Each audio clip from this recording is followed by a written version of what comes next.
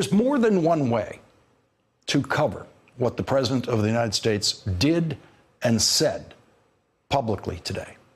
It's an extraordinary day, and it's a difficult day to find the right approach to what happened in the Trump presidency today. Our first approach to the Trump news today, even a few hours ago, was to do what we usually do, which is deal with the policy and political implications of a series of comments the president made today that no other president or politician would ever say or do, like threatening to close our southern border, something that the Republican leader of the Senate says would be catastrophic economically, something that would shut down the American automobile manufacturing industry, and yes, something that would mean the United States would run out of guacamole in 3 weeks, literally 3 weeks. That's the official calculation on what Mexico's avocado supply means to the United States. But things got stranger than usual with the president today. He said things for which there is no easy explanation. He said his father wasn't born in the United States. His father was born in New York.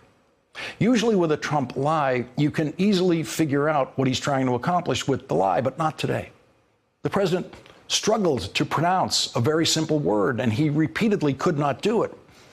What does that mean? We have grown accustomed to the vagaries and strangeness of Donald Trump's public behavior, but this was a day where the strangeness dominated, both the strangeness of the policy positions and the strangeness of the president's public behavior and public words.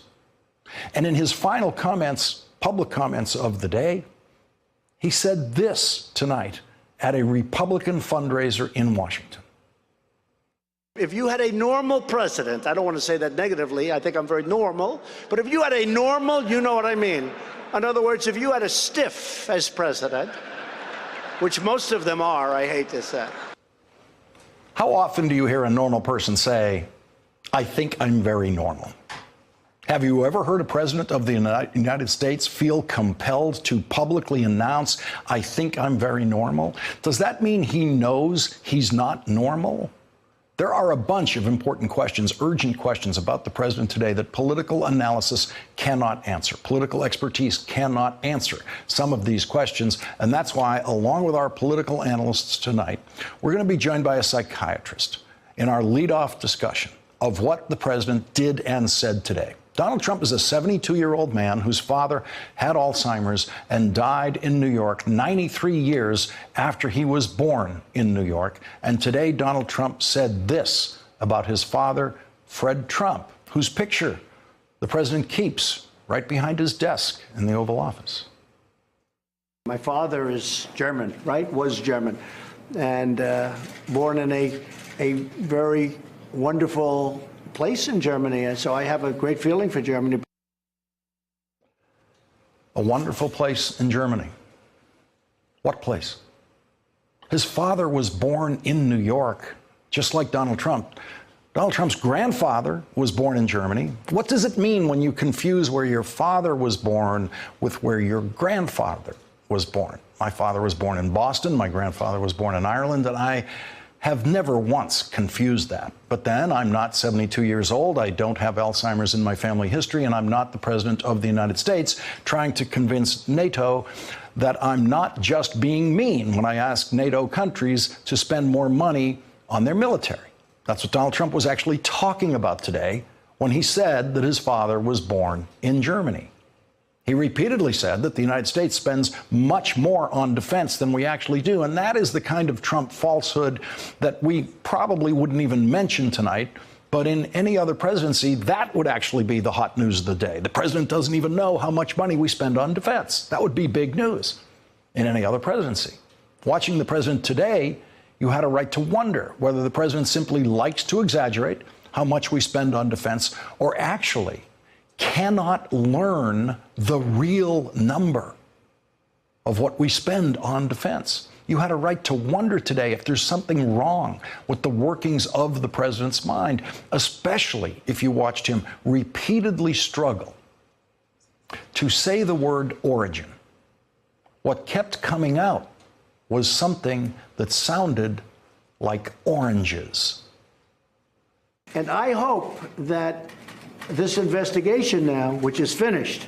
It's totally finished. No collusion, no obstruction. I hope they now go and take a look at the oranges of the investigation, the beginnings of that investigation. You look at the origin of the investigation, where it started, how it started, who started it, whether it's McCabe or Comey or a lot of them.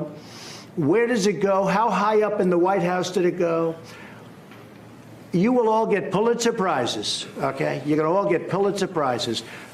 You should have looked at it a long time ago. And that's the only thing that's disappointing to me about the Mueller report. The Mueller report, I wish, covered the oranges, how it started, the beginnings of the investigation, how it started.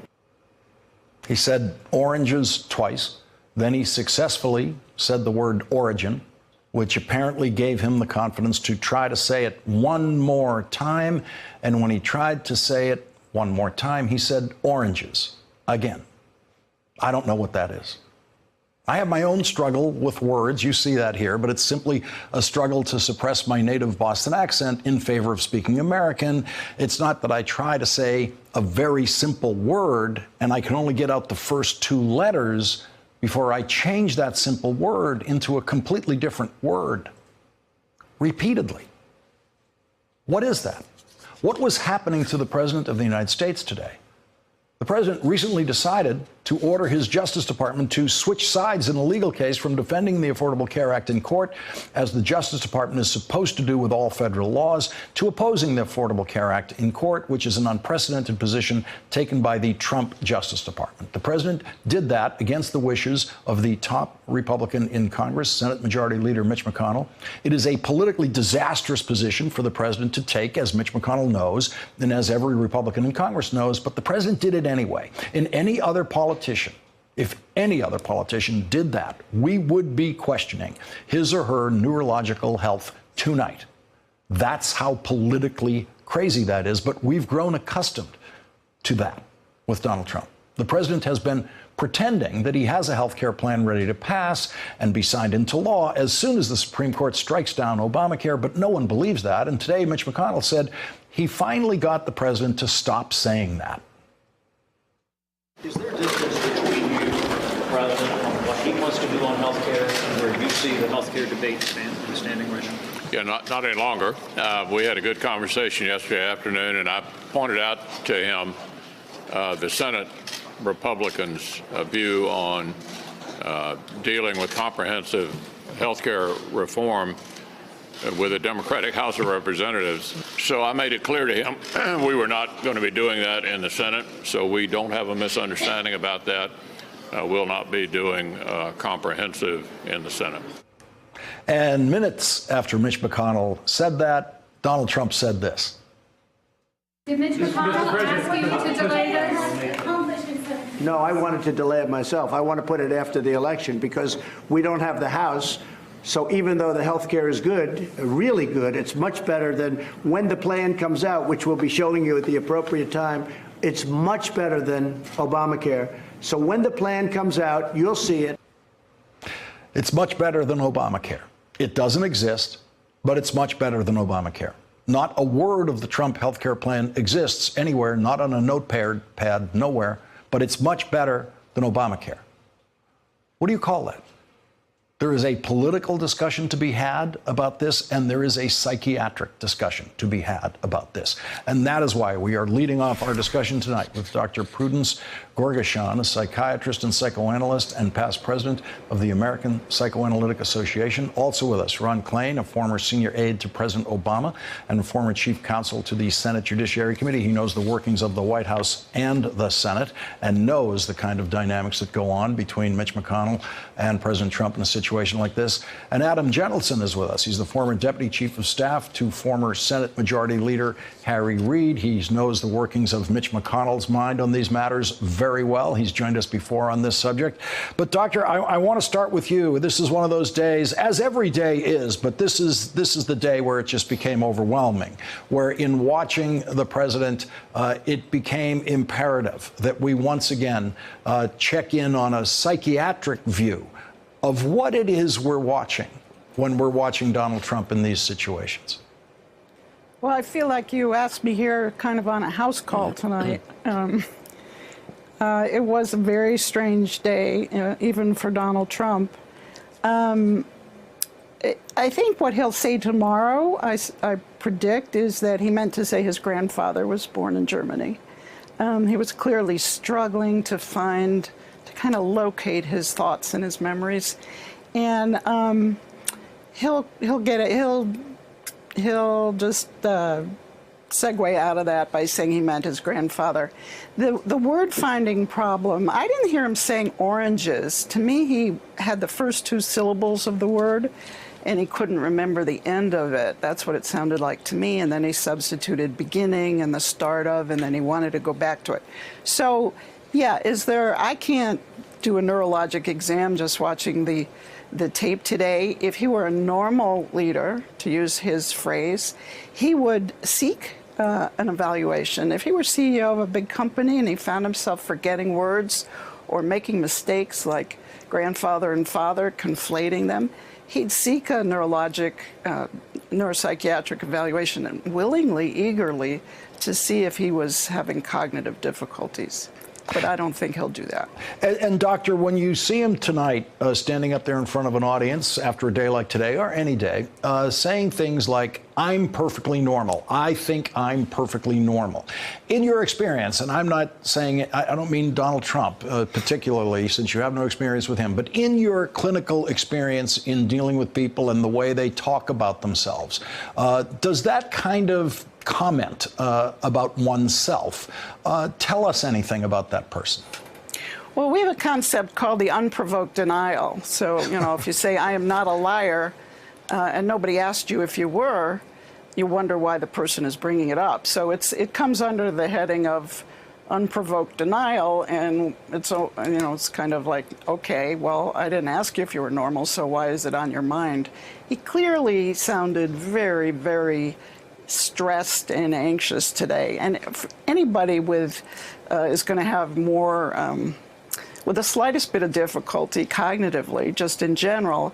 If they're under a lot of stress, it's going to show itself. If there's a tiny bit, a mild cognitive difficulty, you're going to see a lot more of it in a stressful situation. The unprovoked denial. I've just written it down. And Ron Klain, I think that's going to be a graphic that you will be seeing describing other segments we will be doing on this show in the future. The unprovoked denial. Your reaction to what, Ron Klain, to what you saw the president doing today? Well, look, I'm not a doctor and I can't diagnose it, but what I can say is, as someone who's watched this for 2 years and seen a lot of craziness come out of the Oval Office, today was like the Beethoven's Fifth of craziness from Donald Trump. It was just an endless array of ridiculous things. The things you showed, obviously, at the top of the show, Lawrence, but also the president announced that we could solve the border problem if we could just get rid of judges. He announced that, he announced that basically he set up a task force to deal with the problem that his task force that's going to shut the border is going to create. He announced that he has a health care plan, except that he doesn't, except that he would have one, except that Mitch McConnell asked him not to, except that he's going to have one after the election. I mean, it really was. In an administration where every single day looks like this is really one of the most notable days of exceptional nuttiness coming from the White House. Adam Jentleson, I think you and I and Ron, certainly, we first look at all these things politically. We look at them in terms of a governing analysis and political analysis. But today was a day where I had to surrender the political analysis. That's why I wanted the doctor on. But to stick with the political analysis, the president turns the Justice Department around and says, I want you to attack the Affordable Care Act in court. Mitch McConnell thinks that's a disastrous thing for the president to do. And that is something that just that alone, if any other White House was doing that, everyone in Washington would be using the word crazy about that White House. Yeah, that's right. You won't hear me say this very often, but I agree with Mitch McConnell. It's an insane thing to do. Yes. The president was having a decent run of positive news, and then by ordering the Justice Department to do this, he put the news squarely in Democrats' turf. I mean, healthcare is the single most motivating issue to Democrats. It's an issue we used very strongly to take back the House in 2018, and it's just inexplicable for the president to put it back in enemy territory like this. It just doesn't make any sense at all. And Doctor, I wanted to ask you one more thing about the president, and this is something that's Republican Senator Lamar Alexander said about the president, thinking, and he was intending to compliment him.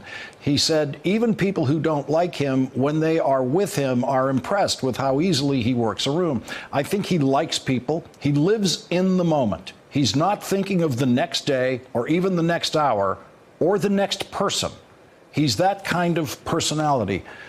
Doctor, what kind of personality is that? Well, I'm not sure I totally agree with that. I'd throw the situation back to the political side because, again, as I said earlier, he seems extremely stressed. None of us functions, whatever our functional level is, whatever our best functional level is, none of us is there all the time. So if you see somebody slipping from their usual level, that indicates they're under a lot of stress and tension. And I wonder if there's some political tension going on that makes him look particularly vulnerable and scattered today.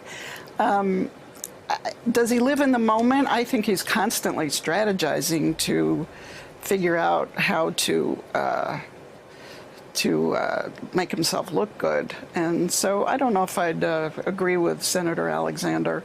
All right, we're going to have to leave it there. We have a commercial break coming up. Dr. Prudence Gergeshaw, Ron Klain, Adam Jettelson, thank you all for starting off our discussion tonight. Thanks for checking out our YouTube channel. Subscribe by clicking on the button below for more from The Last Word and the rest of MSNBC.